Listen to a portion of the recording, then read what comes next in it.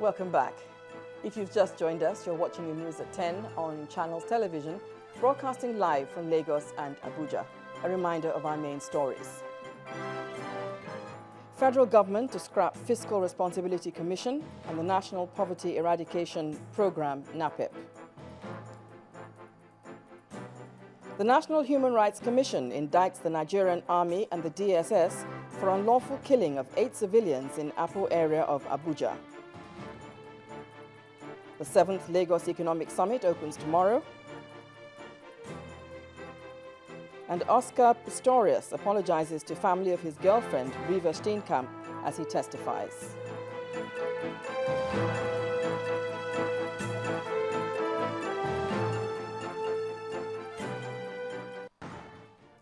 Now, all our top stories can be found on our website, channelstv.com, and on youtube.com/channelsweb.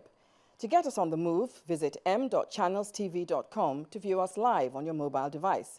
You can also download the Channels TV app for Android, iOS, and Windows phones from their respective stores. You can also interact with the Channels Eyewitness feature on our Android and Windows 8 platforms. If you have pictures or videos to share with us, tap on the application on your device.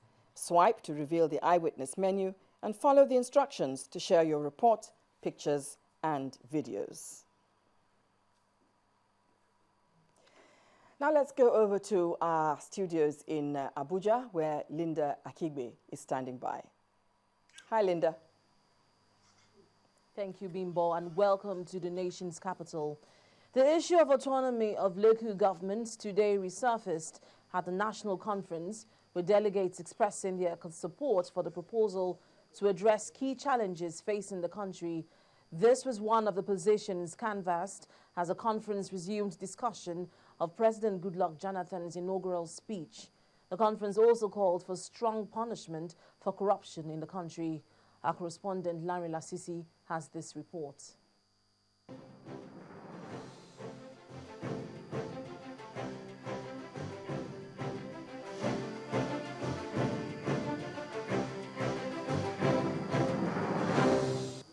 It's the start of another week, and the delegates continued where they left off last week, the discussion on the president's inaugural speech. Some of the delegates say a key solution to the challenges facing the country can be addressed if local governments are made autonomous. The precarious nature we have found ourselves in this country is because the local government councils are not working. If they are working with the cooperation with traditional institutions, we will be able to handle the issue of security in this country. The best system, the best structure that can address and accommodate our diversity in this country is by strengthening the system of local government. For others, the issue of corruption is the major challenge facing the country. I suggest that as part of the unconventional method, we've talked so much about corruption and its influence, its debilitating influence on the nation. I suggest that, with the greatest respect, that we adopt the Chinese model. They will be in jail. They will be in jail. Many of them are sitting here. They know that. Compared to what they have, the assets they declared, and the tax returns which they presented to the Federal Inland Revenue, they will be in jail. A man who declared 3 trillion assets, what they do is to do what I call anticipated declaration of assets. They will declare, and they will not be stealing towards meeting the target. They will declare what they don't have. They will not commence the process of stealing towards meeting that target. When I say we are all corrupt, you say no, point of order. We should die.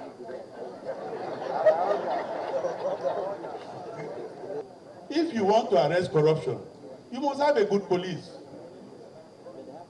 If you want to stop terrorism, you must have a good police.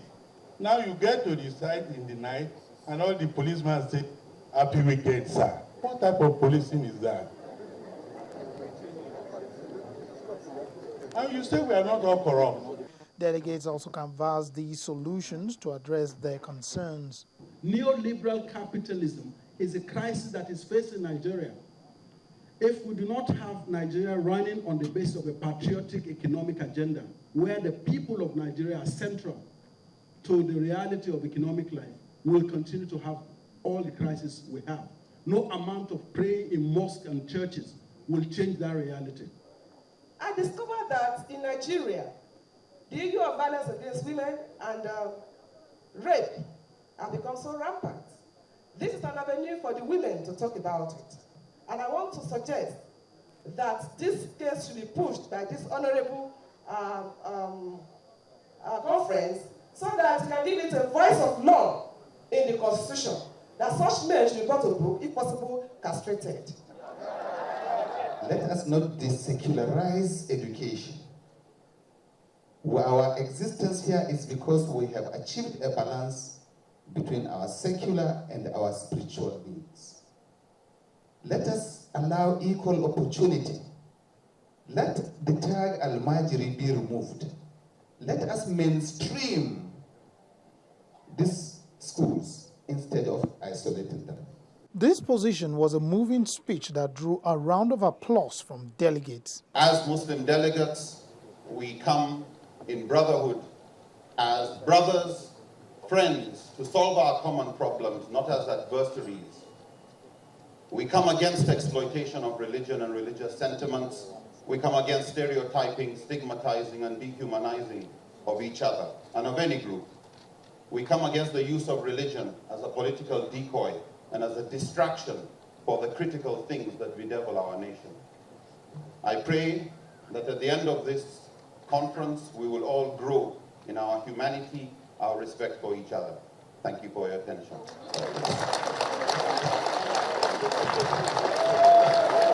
For many Nigerians, their prayers are that the delegates will be more united as the conference progresses, so that their deliberations will result in recommendations that will truly help reform Nigeria.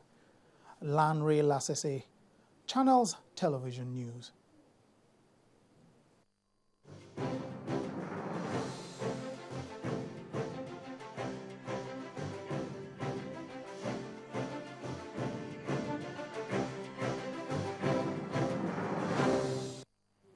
The bulldozers have been deployed to Warri, Delta State for a full cleanup operation ordered by Governor Emmanuel Uduaghan.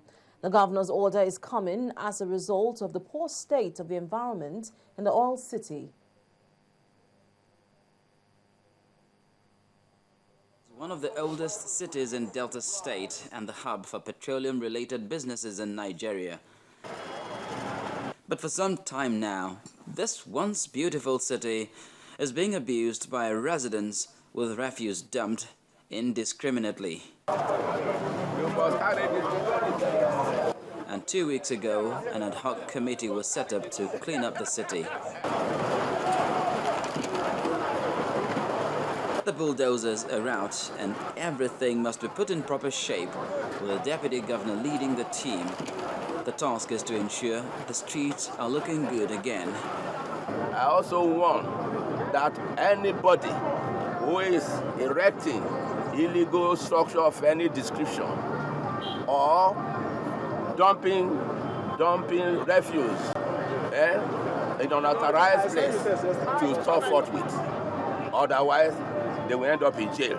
And the traders here could only watch their goods being destroyed.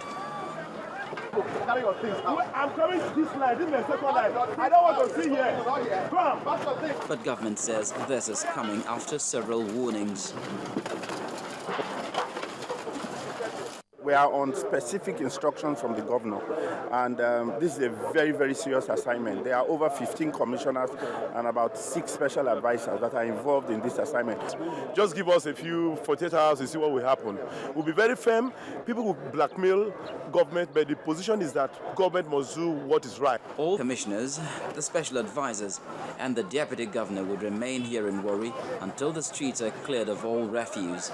And that's the directive given by Governor Emmanuel Uduaghan.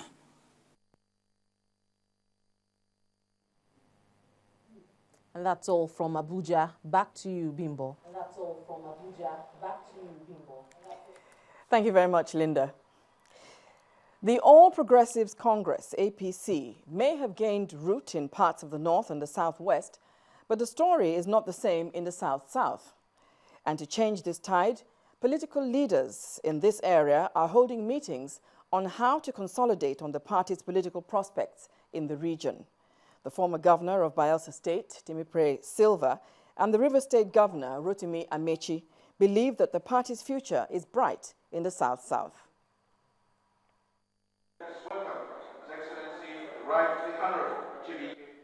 This is a courtesy visit that can easily pass for a political meeting. Former Governor of Bayelsa State, Timipre Silva, leads a delegation of the All Progressives Congress faithful from Bayelsa to the council chambers of the River State Government House. Another election year looming, their discussions involves the oiling of political machineries ahead of the state and national elections come 2015. The major competition is from a familiar foe to both former Governor Silva and host Governor Chibuike Amechi, so they are fully aware that if the relatively new APC is to contend with the currently dominating People's Democratic Party, all forces must be pulled in the same direction. My brothers and sisters in our great party is a new party. We can't afford to quarrel. And it's a fact. Quarrel is not as big as fight, eh? So we can't even afford a little things like quarrel. We must always make compromises to let us win. I know that one of the things that brought problems between yourself and the federal government was because you were able to point to the fact that even the East-West Road, which is a major link in the South-South, has been neglected by this government. This visit has presented an opportunity for them to once more express their displeasure at the PDP-led government. But the party believes that an attack on them by those who rode on the back of the party to greatness is unwarranted. They shouldn't allow politics to drag their integrity down. Because Timipre Silva, the former governor of Bayelsa State, was a member of PDP. And you can't criticize a government which you were part of. They are all members of PDP. For you to come out in less than 3 years and condemn the party and condemn the federal government that you were also part of, you were also a beneficiary. Today, he was a former governor of Bayelsa State. He didn't achieve it through another party. He achieved it through PDP. So it is wrong for him to criticize the government, the federal government, that they lack the capacity to develop. As the election year continues to draw near, more shows of political solidarity and mudslinging is expected between the ruling and opposition parties at both the state and national levels.